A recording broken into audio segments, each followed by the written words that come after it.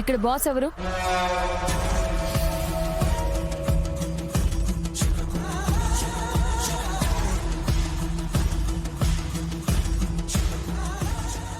మీకు డబ్బులు ఎక్కువ ఉండొచ్చు, ఆ డబ్బు వల్ల వచ్చిన పొగరు కూడా ఎక్కువగానే ఉండొచ్చు. మీరు సహాయానికి వెల కడతారు, డబ్బులు ఇచ్చేస్తే మేం చేసిన సహాయం సరితూగుతుందని అనుకుంటారు. కానీ మీకు తెలియందేంటంటే డబ్బుతో కొనలేనివి కూడా కొన్ని ఉంటాయి. వాటి కోసం మీరెన్ని కోట్లు వెచ్చించినా సరే కొనలేరు.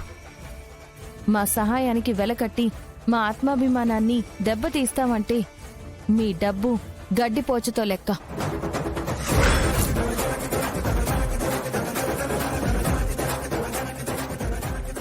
ఈ డబ్బులు మీ దగ్గరే ఉంచుకోండి.